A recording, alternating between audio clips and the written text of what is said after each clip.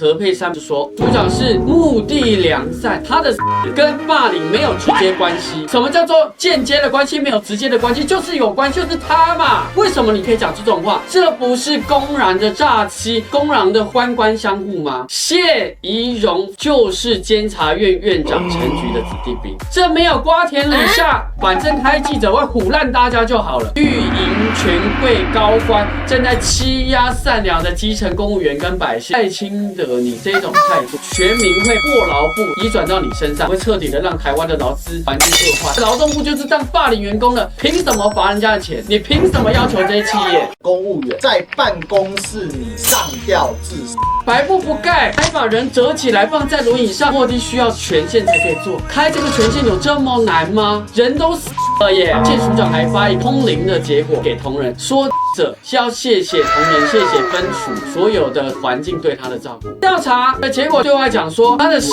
因不是因为霸凌，是因为工时长很孤独。你是有什么病啊？就人已经死了，请问你是关过医去问是不是 ？Ladies and gentlemen, welcome the host. 劳动部这事情11月4号的时候，当事人就自杀。是劳动部的泄露霸凌下属，全属霸凌，然后各种霸凌的举动，比如说几分钟内没有回讯息，马上暴怒，动辄各种尖锐的拍桌子，指着鼻子骂，诋毁人格的。还有呢，他为了种自己的小草小花，搞了一大堆电灯，每天还要帮他浇水，带出去晒太阳，全部都在办他私人办公，然后电费过高被上面检讨，他反而检讨下属为什么浪费电，非常荒谬的行径。他来到任的不到2年哦，竟然有81个人离职啊！你这整个劳动部分水也才多少？而且最扯的是，81个人里面有17个主管离职啊！要大家基本上网络上面的离职要去注意，为什么要提早在假日通知大家贴在的？第一个不干扰大家，第二个是因为会对你们产生影响跟你们的行程安排，所以提早让你们知道。你刚那贴一个小图，就是让我知道你收悉了嘛，不是吗？公事送达不就也是这样吗？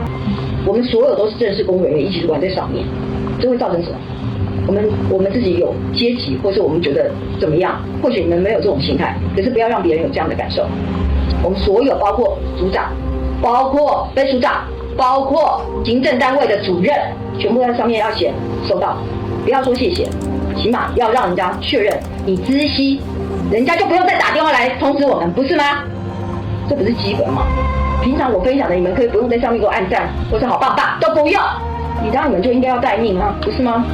刚才在等谁？虽然我一直 delay， 不是吗？他自己 delay 啊，呛人家要全员待命，全假日待命。即便我 delay， 你们都应该在外面待命，不是吗？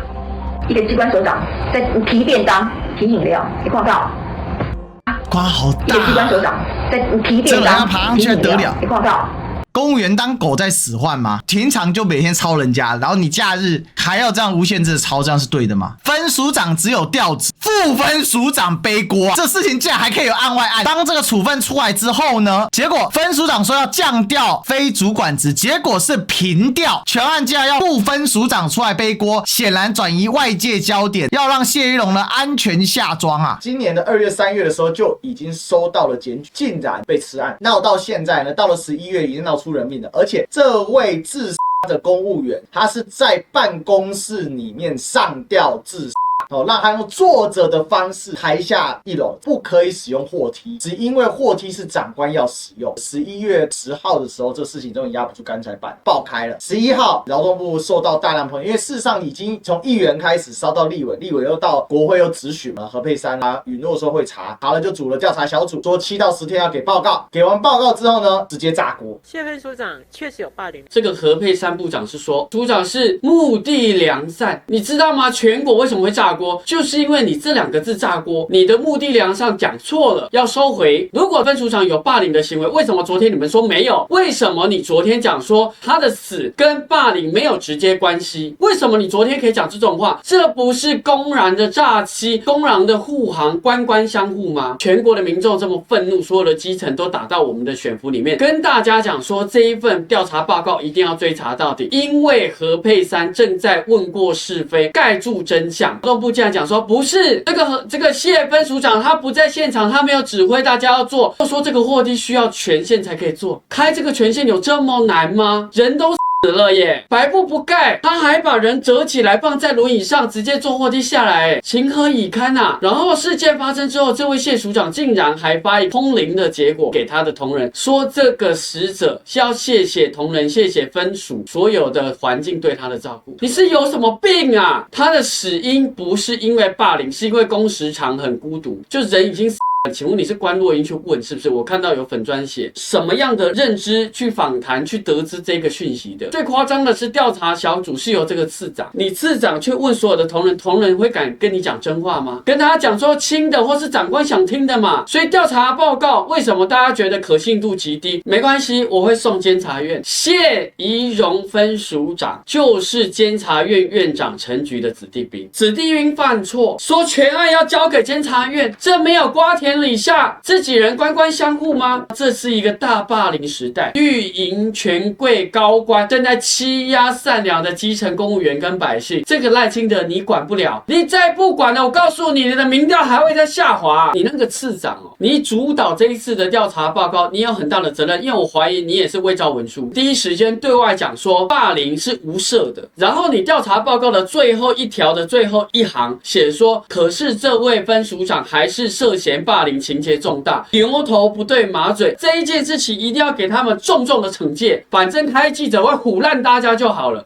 可以这样唬烂吗？什么叫做间接的关系，没有直接的关系，就是有关系，就是他嘛。在这个立法院质询到最后，你才哽咽，哽咽完才说，对了，他是霸凌啦，没差嘛。我们这个系统跟赖系啊没有局域啦，因为赖总统啊，他只对别的派系有洁癖，对自己人不会有洁癖，谈好了嘛。现在包括前后任的劳动部长啊，许明春、何佩珊、行政院长卓荣泰、总统赖清德全部都道歉，而且我看卓荣泰开记者会道歉2次，而且是鞠躬道歉什么事情可以让他那么强硬、那么嚣张？总统、部长、议长、当中的他妈，刚是大头的全部都道歉了，就他最屌。发生这种不幸的事情，现在在民进党执政的8年下来，冰山一角。劳动部主管职场霸凌的主管机关烧到大家天怒人怨了以后，你们才来处理这些事。你道歉也好，撤职也好，检察机关来侦办也好，完全都已经亡羊补牢，欺骗老百姓的做法。长久以来，台湾人民纵容民进党执政这些的傲慢嘛，不管职工到底工作表现如何，你有没有去了解他的工作态度是否承受不了压力等等，这些是你主管应该要去做，尤其劳动部。到现在分署长打